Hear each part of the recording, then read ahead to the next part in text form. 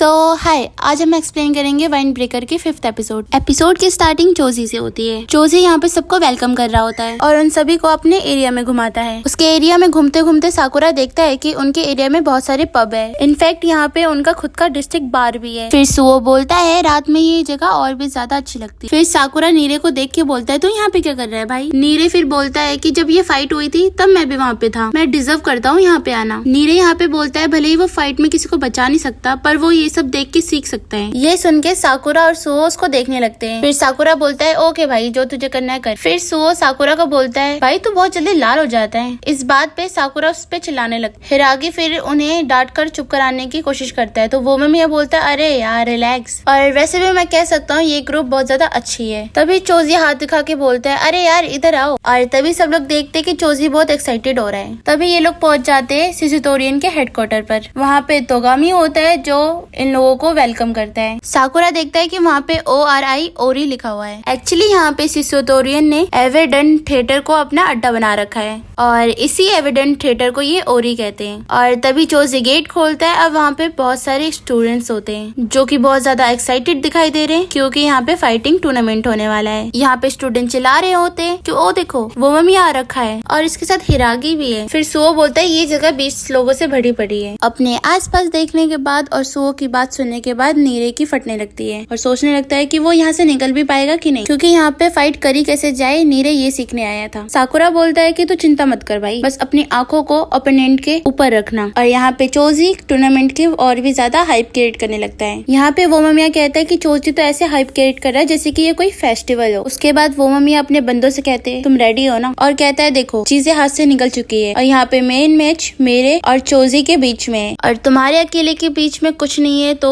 बुंड फाड़ दो। तो साकुरा बोलता है देखो मेरे हारने का तो कोई प्लान है नहीं, और यहाँ पे सभी लोग वो ममिया की बातों को समझ जाते हैं। यहाँ पे चोजी फाइट करने के लिए बहुत एक्साइटेड है और आगे बढ़ रहा होता है। तभी वहाँ पे तोगामी उसे रोक देता है, जिसके बाद वहाँ पे आधा टकला वाला इंसान कहता है कि सबसे पहले फाइट करने मैं जा रहा हूँ क्योंकि ये पोछे जैसे बाल वाला बंदा मुझे काफी देर से घूर रहा है। सुओ उसे देख के बोलता है कि यार तुम्हें तो बहुत लोग नोटिस कर रहे हैं। वो ममिया उसे आगे बढ़ने का परमिशन दे देता है। वो लड़का जैसे ही आगे बढ़ रहा होता है तभी साकुरा कहता है ओए सुन, मुझे तेरे साथ फाइट अपनी कंप्लीट करनी है तो हार के मत आना क्योंकि मैं हारे वाले लोगों से मैं लड़ता नहीं हूँ। वो लड़का ये बात सुन लेता है और आगे बढ़ने लगता है। फिर वो दोनों आमने सामने होते हैं फाइट के लिए। फिर नीरे उस आधे टकले के बारे में नोटबुक पे ढूंढने लगता है और उसका नाम आरिमा है। जो आरिमा है वो पावर टाइप बंदा है। एक बार आरिमा ने अपने ओपोनेंट के एक मुक्के में हड्डी तोड़ दी थी सारी, और यहाँ पे ये सब चीजें पढ़ पढ़ के नीरे की फट रही होती है। तो सुओ नीरे से कहता है कि यही सब काम शुभोसिता ने कर रखा है जो कि लंबे वाला बाल है, तो चिंता मत करो। वो ममिया कहता है कि तुम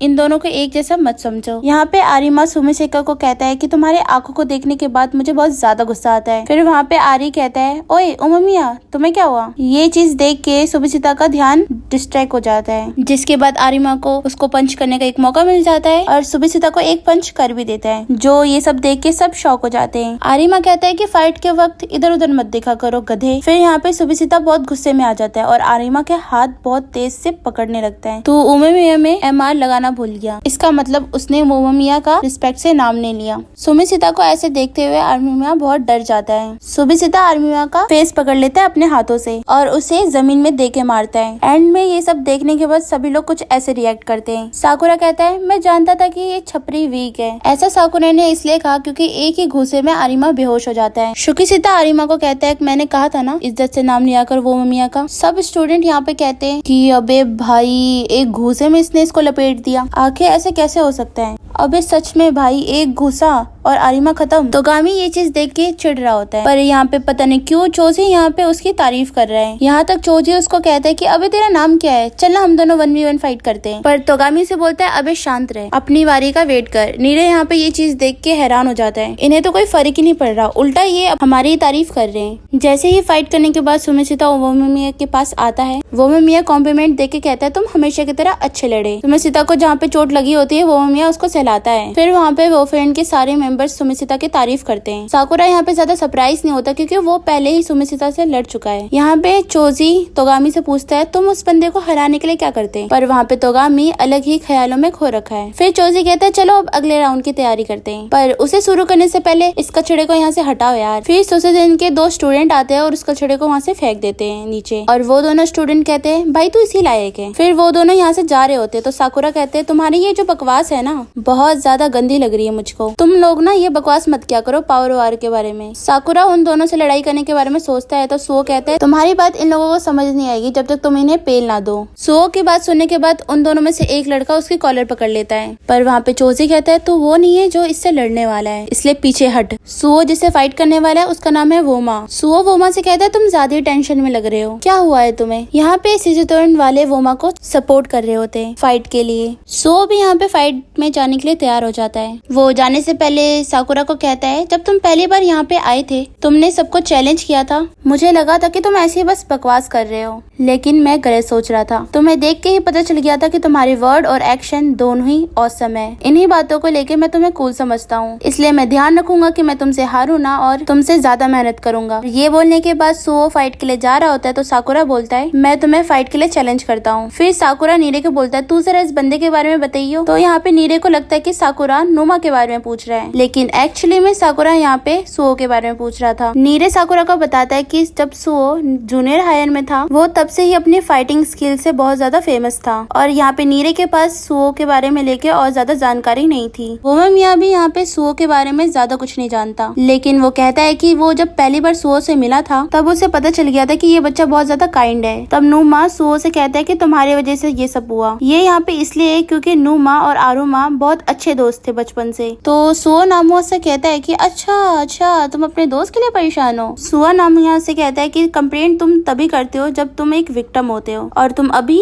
एक रोते हुए बच्चे जैसे लग रहे हो। ये बात कहने के बाद सुओ की शक्ल ही चेंज हो जाती है और उसके अंदर से एक तगड़ा सा ऑरा आता है। सुओ उससे कहता है तुम्हारे लिए अब ये चीज बहुत मुश्किल होने वाली है बच्चे। साकुरा सुओ को देखते हुए बोलता है कि कौन से काइंड बंदे की ऐसी शक्ल होती है, पर नुआ सुओ को मारने के लिए आगे बढ़ता है, पर सुओ उसके पंच को आराम से डॉच कर देता है। यहाँ पे सुओ को ऐसा करते देख के सब हैरान हो जाते हैं। यहाँ पे सुओ कहता है रोना धोना खाली बच्चों के ऊपर अच्छा लगता है, तो मेरी मानो तो क्यों ना तुम फाइट करो और थोड़े मैच्योर बन जाओ। नुआ सोच रहा होता है कि ये बंदा अचानक से मेरे पीछे कैसे आ गया, आखिर इसके रिफ्लेक्सेस कैसे अच्छे हैं। इसलिए यहाँ पे नुमा जितना हो सके उतना फास्ट पंच उसको मारने लगता है, और वो वहाँ पे ऐसा पंच करने की सोच रहा है जिससे सुओ उसे डॉच ना कर पाए, लेकिन यहाँ पे ऐसा कुछ नहीं होता। सुओ उसे फिर गिरा देता है। नुआ यहाँ पे सुओ का पैर पकड़ के उसे नीचे गिराने की कोशिश करता है, लेकिन सुओ अपने पैरों के मूवमेंट की हेल्प से उसे फिर से नीचे गिरा देता है। सुओ यहाँ पे नुमा से एक क्वेश्चन करता है कि क्या चीज लोगों को अडल्ट बनाती है। नुआ ये सुन के उसे फिर से अटैक करने की कोशिश करता है, पर सुओ फिर से उसे नीचे गिरा देता है। यहाँ पे सब लोग सोच रहे होते हैं कि ये बार बार गिर कैसे रहा है। वहाँ पे बैठे हुए शिजुतोरन के स्टूडेंट नुआ पे चिल्ला रहे होते हैं, अबे साले तू क्या कर रहा है, उठना और फाइट कर। और इसी के साथ साथ वो नुआ की बेइज्जती भी कर रहे होते हैं। वो कहते हैं ये बंदा तो 1 नंबर का लूजर है। तो नुआ मन मन में सोचता है कि इतना ही आसान है तो तुम लोग फाइट कर लो ना, तुम लोग जानते नहीं हो कि ये बंदा कितना खतरनाक है। वो मिया यहाँ पे हंसते हुए कहता है कि सुओ एक अच्छा बंदा नहीं है। साकुरा कहता है कि हाँ तुम सही कह रहे हो, ये बंदा बिल्कुल भी अच्छा नहीं है। सुओ जो है वो वीक बंदों का मजाक बना देता है। सुओ वहाँ पे वैसे ही कर रहा होता है क्योंकि ये बिना फाइट किए ही फाइट को जीत रहा होता है।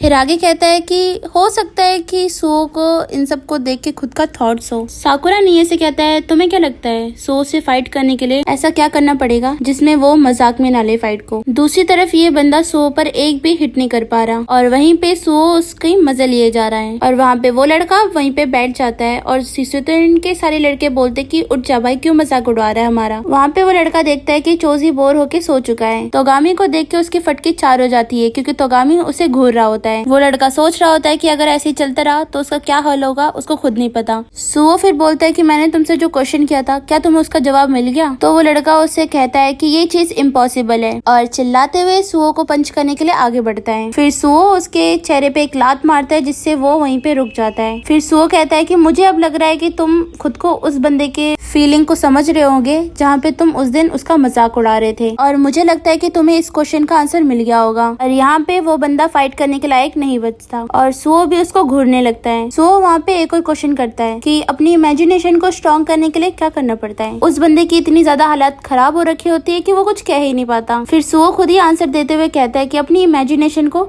रियल कर दो। सुओ उसको पंच करने के लिए एक बहुत तगड़ा वाला पंच बना देता है, पर तभी वहाँ पे तोगामी बोलता है फाइट खत्म होती है, बस करो हो गया। चोजी भी वहाँ पे नींद से जाग के बोलता है कि फाइट खत्म हो गई, पर वहाँ पे नुओ नहीं चाहता कि ये फाइट रुके। पर तोगामी बोलता है कि भाई अब और मजाक मत बना यहाँ पर। लेकिन एक सेकेंड, तू तो हमारी टीम में अब है भी नहीं, तो क्या ही मजाक बनाएगा। फिर सुओ वहाँ से जाते हुए कहता है एक अडल्ट होने का मतलब होता है कि दूसरों का ध्यान रखना, उसके लिए पेशेंस और एक्सपीरियंस लगता है। लेकिन कांग्रेचुलेशन, तुम अपने अडल्ट होने के लिए पहले स्टेज पे पहुंच चुके हो। तो गाइस ये एपिसोड यहीं पे खत्म होती है और अगर आपको वीडियो अच्छी लगी तो लाइक सब्सक्राइब जरूर करना। चलो टाटा।